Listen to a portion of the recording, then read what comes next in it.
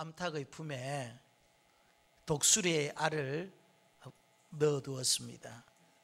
시간이 지나자 독수리가 다른 병아리와 함께 부화되었습니다. 아기 독수리는 성장하면서 서서히 이 독수리의 위용을 드러내기 시작했습니다.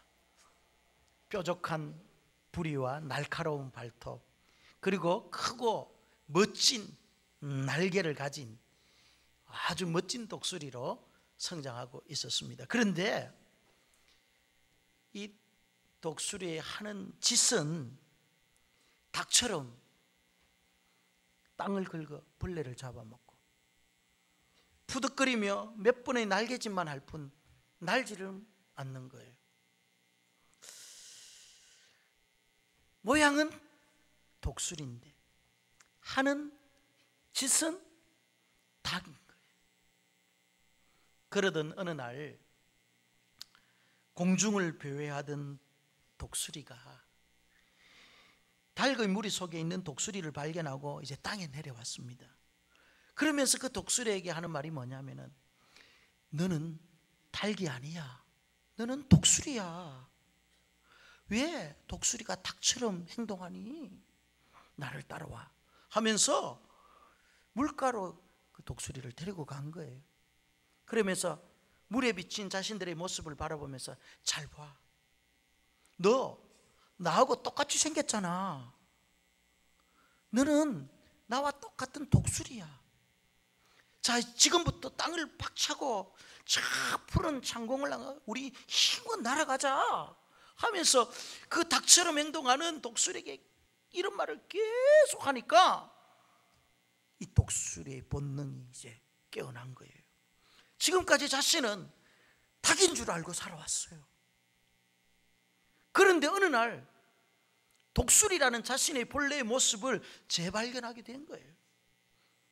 그리고 난 후에 이 독수리는 땅을 힘차게 차고 올라서 창공을 향해 고공 비행을 하는 하늘 제왕의 그 위용을 이제 드러내기 시작하는 거예요.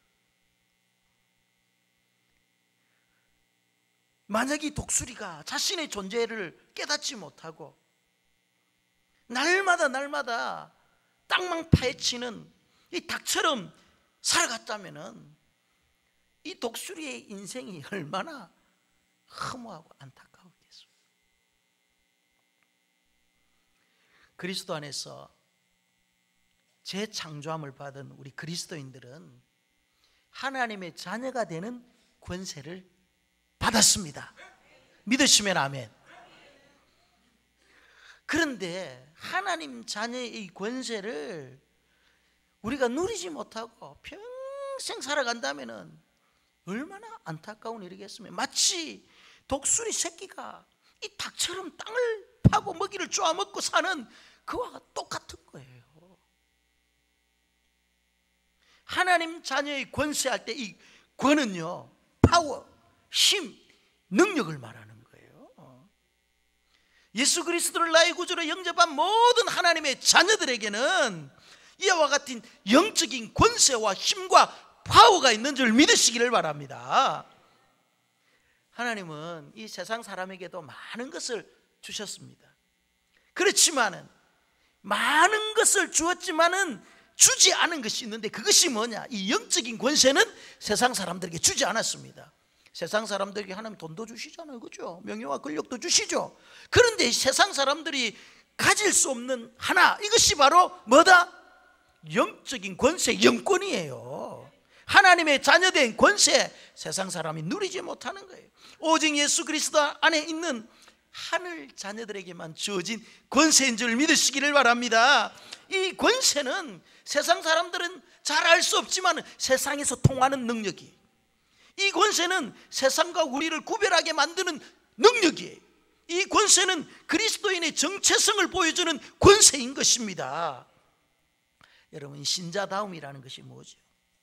신자다움은 어디에서 나오죠? 그것은 바로 다른 게 아니라 이 영적인 권세의 권세. 여러분의 신자의 모습, 성도의 모습, 성도됨은 다른 데서 나오는 게 아니라 여러분 안에 있는 영적인 권세, 여기에서 드러난다니까요. 만약 성도가 이 영권을 잃어버린다면 어떻게 되겠습니까? 그것은 세상에서 이리 치이고 저리 치이는 신세로 전락하는 거예요. 영권이 없는 신자는 세상에서 조롱당할 수밖에 없습니다. 성도된 우리가 세상과 싸워서 어찌 승리할 수 있겠습니까? 세상에는 막강한 힘이 있습니다. 세상은 무시 못할 능력이 있습니다. 세상의 권력이 얼마나 막강합니까? 세상의 돈이 대단합니다. 이 세상의 화려함은 우리가 흉내낼 수 없죠. 세상의 문화 어떻게 따라가겠습니까?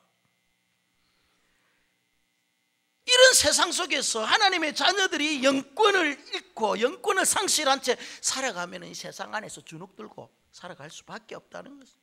오늘날 많은 그리스도인들이 이 영권을 잃어버리고 세상에서 무시당하고 조롱받으면서 사는 사람들이 얼마나 많이 있는지 몰라요.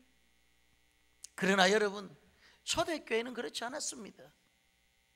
초대교회에 베드로와 요한이 성전에 올라갈 때 날 때부터 안전뱅이였던 이 사람을 쳐다보면서 그가 한 말이 무엇입니까? 은과 금은 내게 없거니와 내게 있는 것으로 내게 주려니 나사렛 예수 그리스도의 이름으로 일어나 걸어라. 은과 금은 없지만은 은과 금과 비교할 수 없는 것이 있는데, 비교할 수 없는 그 파워, 비교할 수 없는 그 권세가 무엇입니까? 바로 예수 그리스도의 이름이라는 거 아닙니까? 그 예수 그리스도의 이름은 돈의 권세보다, 은혜의 권세와 금의 권세보다 더 강하고 더 큰 능력이 있다는 거 아닙니까? 예수 그리스도의 이름으로 선포할 때 이 선청선 불구자, 날 때부터 40년 동안 한 번도 자신의 힘으로 걷지 못했던 이 사람의 발목에 힘이 돋고 그가 벌떡 그 자리에서 일어나는 역사, 돈보다 더 강한 능력, 은보다 금보다 더 강한 능력이 바로 예수 그리스도의 이름의 권세라는 거 아닙니까? 여러분, 예수의 이름은 일종의 종교, 교리, 지식이 아니라 이 능력 자체인 거예요. 세상이 풀지 못하는 문제를 관통하는 이 능력이 예수 그리스도의 이름에 있음을 여러분 믿으시기를 바랍니다.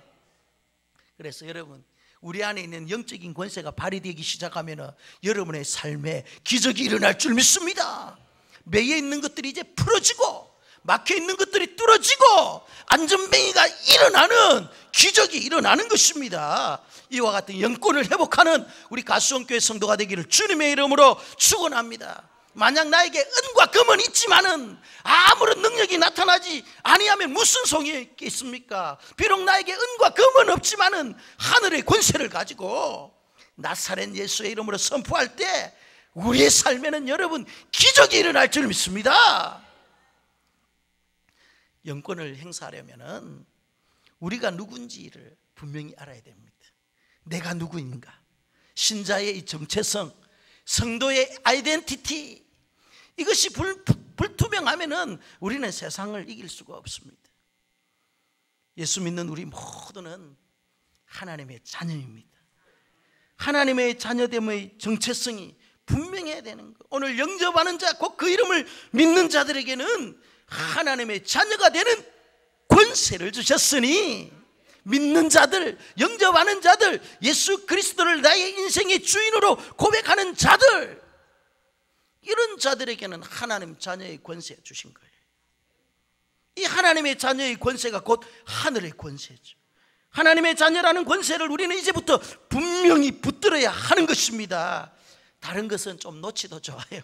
다른 것 좀 잃어도 좋아요. 그러나 하늘 자녀됨의 이 정체성, 나는 하나님의 자녀다, 하늘의 권세를 가진 자라는 이 정체성은 여러분 붙잡아야 되는 것입니다. 이 정체성이 분명할 때 이때부터 하늘 아버지의 권세가 하늘 자식들에게 임하는 거예요. 그렇다면 하나님의 자녀들에게 주신 이 권세들을 이제 요약하면 간단하게 세 가지.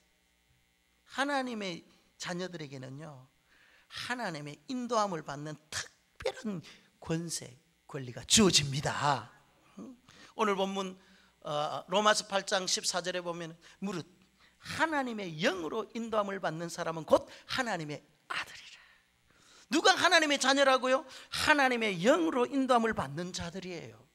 성령은 하나님의 자녀들을 인도하시는 영입니다.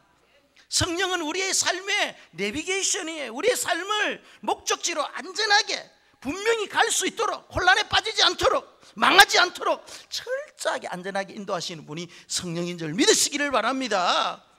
그래서 하나님의 인도를 받지 못하는 자녀들은요, 이 특권을 누리지 못하는 거예요. 성령의 인도를 받고 하나님의 말씀에 순종하며 그 말씀을 따라 살아가는 그 자녀들은 항상 하나님께서 우리에게 주어진 영적인 권세를 여러분 행사할 수 있는 것입니다. 여러분의 인생이 누구의 인도를 받느냐에 따라서 그 삶의 질은 완전히 달라집니다. 여러분 누구의 인도를 받고 있습니까? 성령의 인도, 하나님의 말씀을 따라 살고 있습니까? 아니면은 내 육신의 생각과 나의 의지와 내가 가지고 있는 경험과 내가 가지고 있는 그 모든 것을 가지고 내가 나를 인도하고 있습니까? 누가 여러분의 인생을 인도하느냐에 따라서 완전히 그 인생의 질과 결과는 달라진다는 것입니다. 그런데 여러분 중요한 사실 하나는요, 우리가 성령의 인도하심을 따라 하나님의 말씀을 따라 순종하고 사는 것은 결코 순탄한 길만 보장되어진 것이 아니에요. 오히려 성령을 쫓아 살기 때문에, 말씀을 쫓아 살기 때문에 당해야 될 그 불이익들, 그것 때문에 포기하고 내려놓아야 될 많은 것들이 우리에게 있습니다. 그러나 결국은, 마지막은 모든 것이 합력하여 선을 이루는 거예요. 성령을 쫓아 살고 하나님의 말씀을 쫓아 살아가면은요, 하나님의 선하시고 하나님의 기뻐하시고 온전하신 뜻이 마지막에 우리를 통해서 이루어진다는 이 사실, 이것을 믿으시기를 바랍니다. 사도행전 16장을 보십시오. 바울과 실라의 마음과 눈은 아시아를 향하고 있었습니다. 바울은요, 아시아에 있는 영혼들, 그들에게 예수 그리스도의 십자가의 복음을 전가하고 싶었습니다. 그런데 하나님은 아니라는, 성령님께서 환상 가운데 나타나셔서 그들의 발걸음을 마게도냐의 처성 빌립보로 옮기게 하시는 거예요. 환상을 통해서 성령의 인도함을 받아 그들은 빌립보로 갑니다. 그런데 이곳에서 상상치 못한 일들이 벌어지기 시작합니다. 갑자기 매를 맞고 지하 감옥에 갇히고 억울한 누명을 씁니다. 하나님의 그 음성, 성령의 음성을 듣고 순종했음에도 불구하고 이와 같이 상상치 못한 일들 경험하게 되는 것입니다. 그런데 중요한 것은 성령의 인도함을 받고 하나님 뜻대로 사는 자들에게는요, 이제 우리가 있는 곳이 지하 감옥이라 할지라도 여기에 반전 드라마가 이렇게 펼쳐지는 것입니다. 한밤중에 말이죠, 몸은 지쳐있고 피곤하고 마음은 억울하고 상처투성이 옷은 찢어져 있지만은 그 한밤중에 하나님을 향한 찬양, 하늘을 향한 기도 소리가 울려 퍼질 때 어떤 일들이 일어납니까? 옥토가 흔들리고 옥문이 열리고 그들을 매여 있는 모든 것들이 부러지는 역사가 일어나지 않습니까? 이 사건을 통해서 간수의 가정이 복음을 듣고 세례를 받아 빌립보 교회를 세우는 계층 멤버가 됩니다. 여러분, 때론 우리 하나님께서 우리를 사망의 음침한 골짜기로 인도할 때가 있습니다. 그러나 그 사망의 음침한 골짜기가 끝이 아니에요. 그 사망의 음침한 골짜기는 푸른 초장, 잔잔한 시냇가로 우리를 인도하는 하나의 과정일 뿐인 것입니다. 하나님께서 우리를 보호하시는 거예요. 여러분, 이 사실 믿으시기를 바랍니다. 그래서 성령을 따라 우리가 행하고 하나님의 말씀에 순종하며 따라가면은 상상치 못한 일들, 우리가 예기치 못한 일들이 일어난다 할지라도 잠잠히 묵묵히 기다리고 인내하면은 하나님의 선하신 뜻들이 이루어지는 거예요. 창세기 12장 4절 보십시오. 이 아브라함이 여호와의 말씀을 따라갔고, 아브라함이 믿음의 조상이 되었던 것은요, 하나님의 말씀을 따라가는 삶을 살았다. 말씀에 순종하여 약속의 땅에 갔습니다. 약속의 땅에 갔으면은 그곳에서 아브라함의 삶이 형통하고 그 속에서 그가 복을 받아서 정말 잘 살아야 될 건데, 약속의 땅에 기근이 오는 거예요. 기근이. 말씀에 따라 순종했는데 기근이 찾아온 것입니다. 그래서 약속의 땅을 등지고 애굽으로 내려갔을 때 기근보다 더 큰 복병을 만나는데, 그게 뭡니까? 아내를 잃어버릴 뻔하잖아요. 무엇을 말합니까? 말씀을 따라 사는 것이 그렇게 만만치 않다는, 쉽지 않다는 것입니다. 항상 주변에 복병이 기다리고 있고 위기와 고난이 그 말씀을 따라 사는 사람들 가운데 말이에요, 움츠리고 있는 거예요. 말씀의 인도를 따라 살 때 내 경험, 내 지식, 내 방법에 맞지 않는 상황이 여러분 때로는 벌어진다 할지라도 묵묵히 기다리며 인내하면은요, 우리 앞에 홍해가 가로막는다 할지라도 그 홍해가 갈라지는 역사가 일어나는 것입니다. 하나님이 인도하시는 길이라면은, 하나님의 말씀에 순종하는 길이라면은, 그것이 설령 우리 앞에 놓여 있는 바다라 할지라도 그 바다를 갈라서 하나님께서 길을 내어 주시는 분이 우리 하나님이세요. 말씀 따라 살면 여러분 망할 것 같죠? 그런데 그 망할 것 같은 그 길이 나를 살리는 길이라. 주일날 여러분 얼마나 할 것이 많습니까? 주일날 여러분 가게 하시는 분, 특히 사업하시는 분들은요, 이 주일 하루 이거 정말 어려운 거거든요. 그런데 하나님의 말씀 붙잡고 믿음으로 반응하고 이 주일을 거룩하게 지키기 시작하면은요, 그것이 우리를 힘들게 할 것 같고 우리의 가정에 말이지 어려움을 줄 것 같지만 오히려 그것이 살 길이라니까요. 이것이 믿음이에요. 믿음. 이 믿음이라는 건 내가 하나님을 얼마만큼 신뢰하느냐, 하나님의 약속에 대해서 내가 얼마만큼 신뢰하느냐, 하나님의 성품에 대해서 얼마나 신뢰하느냐는 거예요. 이 신뢰함이 믿음이잖아요. 하나님의 말씀 따라 순종하면은 그 말씀 때문에 내가 당하는 고난과 불이익이 있다 할지라도 말씀이기 때문에 내가 순종하다 보면은 그 속에 살 길이 있다니까요. 이 사실을 믿으시기를 바랍니다. 그래서 하나님의 말씀 시편 115편 105절에 주의 말씀은 내 발의 등이요 내 길의 빛이니이다. 하나님의 말씀을 가지고 살아갈 때 어두운 터널을 우리 지나갑니다. 그런데 그 하나님의 말씀이 랜턴이 되어가지고 내가 한 발자국 한 발자국 어두운 터널을 내디딜 때마다 마치 말이죠, 그 랜턴이 나의 앞길을 비춰주는 거예요. 그런데 환히 다 비춰주는 것이 아니라 내가 내딛는 그 발 앞에만 비춰주는 거예요. 그래서 한 발자국 내딛으면은 또 그 앞에 말씀의 빛이 조명해주고, 또 한 발자국만 내딛으면 또 말씀의 빛이 비춰주시고, 그러면서 한 발자국 한 발자국 말씀의 빛이 우리를 이끌어가는 거죠. 그러다 보면 어느 순간 어두운 터널을 지나게 되고 밝은 광명의 빛으로 우리가 나오게 되는 것입니다. 말씀의 조명을 따라 살면 이와 같은 것입니다. 하나님은 여러분 우리의 과거와 현재와 미래를 동시에 보고 계시는 완벽한 시스템으로 우리를 이끌어 가십니다. 여러분의 삶을 하나님께서 완벽하게 이끌어 가심을 믿으시기를 바랍니다. 그렇기 때문에 여러분 삶 가운데 영적인 이 안테나를 이제 곤두세워야 되는 거예요. 말씀의 주파수를 정확하게 맞추어서 하나님의 그 인도하심을 항상 따라가야 되는 것입니다.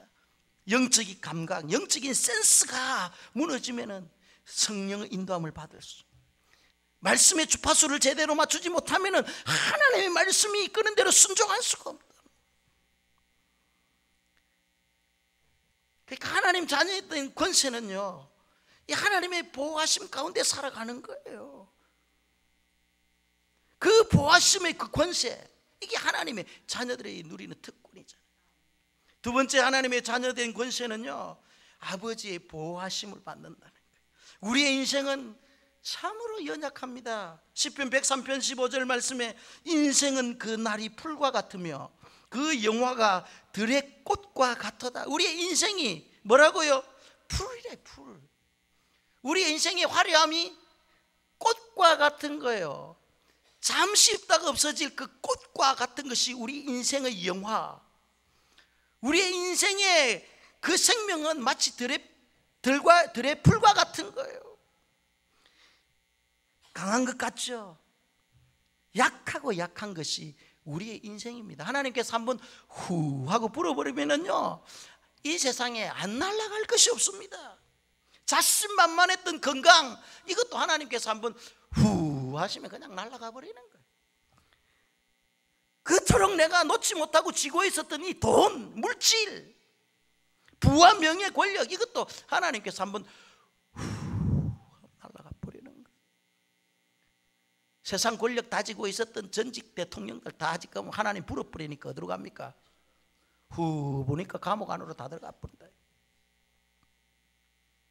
그러나 여러분, 하늘 자녀들에게는 든든한 백그라운드가 있음을 믿으시기를 바랍니다. 하나님께서 우리를 보호해 주시잖아요. 하늘 자녀들의, 이게 하나님의 권세. 시편 121편 5절 6절 말씀에 여호와는 너를 지키는 이시라. 여호와께서 내 오른쪽에서 내 그늘이 되시나니 낮에 해가 너를 상하게 하지 아니하며 밤의 달도 너를 해치지 못하리로다. 하나님은 너를 지키시는 자, 너의 우편에 그늘 되시니 낮의 해와 밤의 달도 너를 해치 못하리. 하나님은 너를 지키시는 자, 너의 환난을 면케하시니 그가 너를 지키시리라. 너의 출입을 지키시리라. 다 같이 눈을 들어 산을 보아라. 너의 도움 어디서 오나. 천지 지으시 너를 만드신 여호와께로다. 눈을 들어 산을 보아라. 눈을 들어 산을 보아라. 너의 도움 어디서 오나. 천지 지으신 너를 만드신 여호와께로다. 할렐루야. 하나님께서 말이죠, 여러분 지켜주시잖아요. 보호해 주시잖아요. 신명기 32장 10절 말씀에 보면은 여호와께서 그를 황무지에서 짐승이 부르짖는 광야에서 만나시고 호위하시며 보호하시며 자기의 눈동자같이 지키셨도다. 하나님의 보호하심을 무엇에 비유하고 있습니까? 눈동자에 비유. 우리 인체 가운데 어떤 일이 발생했을 때 제일 먼저 반응하는 곳이 어디라고요? 눈이잖아요. 어떤 물체가 순식간에 확 날아오면 제일 먼저 하는 게 뭐죠? 눈 감잖아요. 왜 눈을 감습니까? 눈동자를 보호하려고 눈을 감잖아요. 순식간에 일어나는 일이지만 벌써 머리에서는 위험을 감지하고 눈에게 명령을 내리는 거예요. 위험하다, 눈동자가 위험하다, 눈 감아. 그 짧은 순간에 눈 감아 한다고 내요. 그럼 여러분 어떻게 한다고요? 깜빡깜빡한다. 사람이 사고를 당해 온몸이 망가지고 깨어져도 여러분 눈동자는 멀쩡하다니까. 맞죠? 강한 보호 본능이 눈에 제일 먼저 작용했기 때문에 그래요. 하늘 자녀를 향한 하늘 아버지의 강한 본능이 뭐라고요? 눈동자같이 우리를 보호하신다는 거예요. 우리를 지켜주시는 거예요. 그래서 성도는 하나님의 눈동자와 같은 존재인 것입니다. 그러니까 낮에 해도 밤에 달도 하나님의 존귀한 자녀들, 하나님의 눈동자와 같이 귀한 자녀들을 의해하지 못하는 거 아니에요. 시편 46편 1절에서 3절에 보면은요, 하나님은 우리의 피난처시 힘이시니 환난 중에 만날 큰 도움이시라. 그러므로 땅이 변하든지 산이 흔들려 바다 가운데 빠지든지 바닷물이 솟아나고 뛰놀든지 그것이 넘침으로 산이 흔들릴지라도 우리는 두려워하지 아니하리로다. 왜? 오직 주만이 우리의 산성이요 환난 날에 우리를 구원할 바이시기 때문에 그렇습니다. 오직 주만이 나의 반석 나의 구원이시니 오직 주만이 나의 산석 내가 요동치 아니하리. 할렐루야. 제가 감기가 다 나가지고 이 찬양을 하나님께서 우리의 보호자가 되어주시니 바다가 말이 뛰놀고 산이 흔들리고 땅이 무너져도 하나님께서 우리의 환난 날에 피할 바위가 되어주시고 우리의 요새가 되어주시고 강한 산성이 되어주시는 거 아니에요. 이것이 하나님의 자녀들에게 주신 하나님의 영적인 특권 권세잖아요. 그 권세 여러분 다 누리고 계시죠? 두려워하지 마십시오. 세상에 쫄지 마십시오. 아무리 적이 우리를 진친다 할지라도 우리 하나님께서 우리의 디펜스가 되어주십니다. 어깨 쫙 펴고 사시기를 바랍니다. 우리는 위험한 세상 속에 살고 있습니다. 그러나 진짜 위험한 것은요, 세상이 아니에요. 하나님 보호 없이 살고자 하는 태도가 정말 위험한 거예요. 하나님의 그 보호 없이 나는 살아갈 수 있다라고 생각하는 이 자체, 이것은 정말 교만하고 정말 위험한 생각이요 태도라는 것입니다. 성도의 완벽한 보호자, 디펜스가 되어주시는 그 하나님을 오늘도 믿고 신뢰하시기를 주님의 이름으로 축원합니다. 마지막 세 번째, 하나님의 자녀에게 주신 이 권세는요, 이제 하늘 아버지의 공급하심을 받는 특권이 있는 거예요. 아담의 범죄 이후에 이 생존의 문제는 인생의 가장 예민한 주제가 되어버렸습니다. 밥의 문제를 어떻게 해결하느냐에 따라서 우리의 신앙의 질이 달라지더라는 거예요. 이 밥의 문제 때문에 정말 우리의 신앙이 정금과 같이 될 수도 있고 이 신앙이 너무너무 형편없이 될 수도 있다는 거예요. 이 밥 때문에, 이 빵 때문에, 먹고 사는 문제 때문에. 여러분, 만일 하늘 아버지의 공급하심을 우리가 경험하지 못한다면요, 우리는 세상에서 눈칫밥 먹습니다. 세상에서 가장 맛 없는 밥이 무슨 밥인 줄 압니까? 어째 잘 아시지? 장로님 눈칫밥. 장로님 그래도 부유하게 사신 모양이네. 저는 어릴 때 눈칫밥 먹었습니다.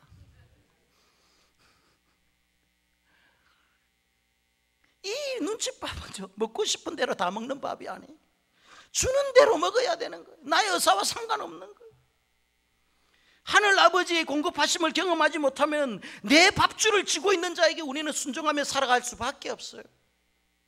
내 밥줄을 누가 쥐고 있느냐에 따라 우리의 삶은 완전히 달라지는 거죠. 하나님께서 내 밥줄을 쥐고 계시느냐, 아니면 세상이 나의 밥줄을 지금 쥐고 있느냐. 밥줄을 쥐고 있는 자에게 우리는 순종하며 살아가는 거예요. 그러면 우리는 누구에게 순종하면서 살아야 되겠습니까? 하늘 자녀는 하늘 아버지의 공급함을 받아야 되는 거예요. 이것은 신앙생활의 필수 과목이에요. 이 레슨을 통과하지 못하면 하늘 아버지께서 공급해 주시는 그것을 우리가 받아 누리는 이 레슨을 통과하지 아니하면은 세상이 던져주는 그 부스러기만 먹고 우리는 이 땅에서 배불리 살아가는 거예요.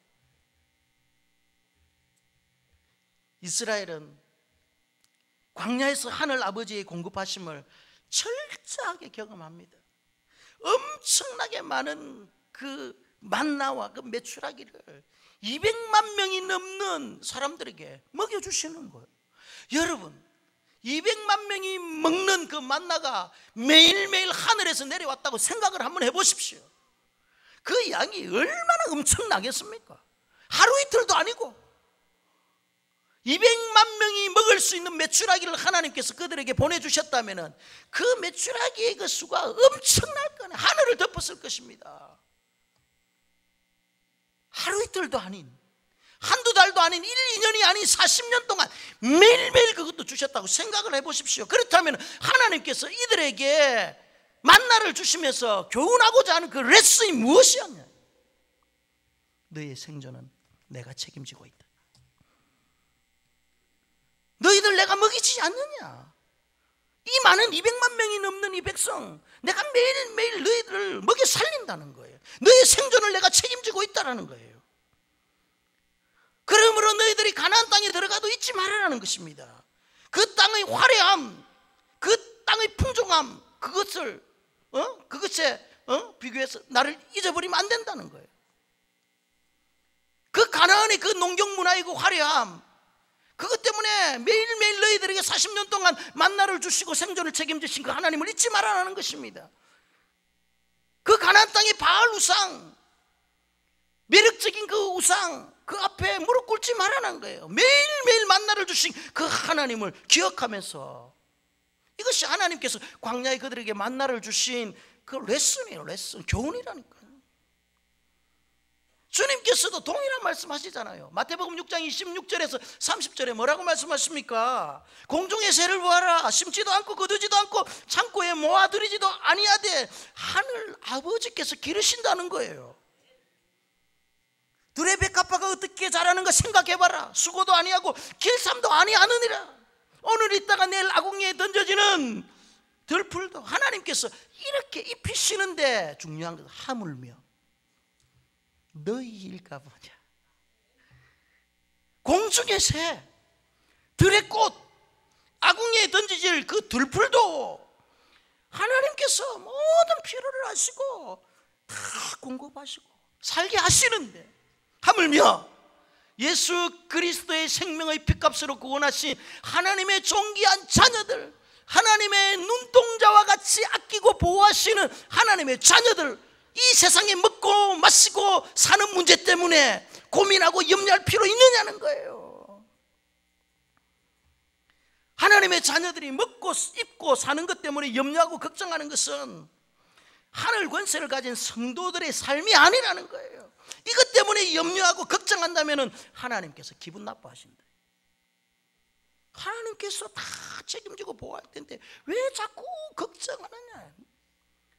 하나님 자존심 상한다는 거예요.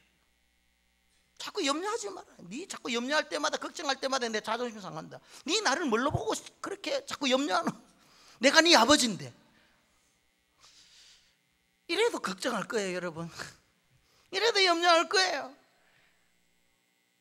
새들도 먹이시고 오늘 있다가 내일 질 풀들도 말이죠. 다 하나님께서 먹이고 살리고 다 공급해 주시는데, 하나님의 형상을 따라 지음받은 너무너무 소중하고 존귀한 여러분들을 그냥 하나님 숨기시겠냐는 거예요. 하나님은 말씀을 통해 우리에게 약속해 주셨습니다. 빌립보서 4장 19절, 나의 하나님이 그리스도 예수 안에서 영광 가운데 그 풍성한 대로 너희 쓸 모든 것을 채우시리라. 그리스도 안에서 하나님께서 영광 안에 모든 것을 채워주신다고 말씀하였잖아요. 그렇기 때문에 우리에게 요구하는 것이 뭐냐? 먼저 그의 나라와 그의 의를 구하기만 하면은 이 땅에 있는 모든 걸 내가 다 준다. 너희 필요한 것 내가 다 공급해 준다. 이것을 믿는 것이 믿음이에요. 설마 그럴까? 해봐라니까요. 요한복음 6장 27절 말씀, 썩을 양식을 위하여 일하지 말고 영생하도록 있는 양식을 위하여 일하라. 오늘날 많은 그리스도인들이 썩을 양식만을 위하여 일하는 거예요. 이 땅에 있는 그 양식 필요하잖아요. 그러나 그것만을 위해서 일하면 안 된다. 그 양식은 썩어 없어지는 거예요. 정말 썩지 아니하는 양식을 위해 일해야 된다. 그래서 주님은 먼저 그의 나라와 그의 의를 구하라. 삶의 우선적인 문제를 하나님께서 우리에게 말씀하고 있는 거잖아요. 우리의 삶의 초점이 어디에 맞춰져야 하네. 우리의 삶의 목적이 하나님께 맞춰져 있으면은 하나님의 자녀들 여러분 다 생존 책임져짐을 믿으시기를 바랍니다. 삶의 큰 전환점, 막다른 골목까지 몰렸을지라도 세상 의지하지 아니하고 사람 의지하지 아니하고 내 수단 내 방법 경험 의지하지 아니하고 주만 바라보면은 그 속에 하나님께서 길을 열어주시고 필요한 모든 것 공급해 줄 믿습니다. 주만 바라볼지어다. 하나님의 자녀다움이란 무엇입니까? 그것은 다른 게 하나님의 대리인으로 사는 거예요. 요한복음 14장 12절, 나를 믿는 자는 나의 일을 저도 할 것이요. 하나님 아들의, 하나님의 자녀들은 하나님이 할 수 있는 권세를 쥐고 있음을 믿으시기를 바랍니다. 세상이 우리를 보면서 하나님이 누군지를 아는 거예요. 하늘의 권세를 사용하는 영권을 가지고 있는 그리스도인들을 보면서 세상 사람들이 우리가 누군지, 우리의 정체성이 어떠한 건지 안다는 것입니다. 그래서 우리의 삶을 통해서 하나님의 자녀됨을 보여줘야 되는 거죠. 세상에 여러분 주눅 들지 말고 당당하게 사시기를 바랍니다. 어깨를 좀 쫙 펴시고 그리스도인으로서의 그 기품 당당함 이거 잊지 마시기를 바랍니다. 아버지의 그 부유함, 비록 나는 가난하고 부족하고 연약하지만은 아버지의 부유함이 우리에게 있잖아요. 이것을 세상에 드러내고 우리 때문에 주변의 사람들까지 복을 받는 그 은혜가 있어야 되는 것입니다. 하늘 아버지의 그 인도하심과 그 보호하심과 공급을 여러분의 삶 가운데서 체험하시기를 주님의 이름으로 축원합니다. 그럴 때 영권이 생기는 거예요. 영권이. 예수를 영접했을 때 여러분의 인생은 또 다른 클래스의 삶이 시작되는 것입니다.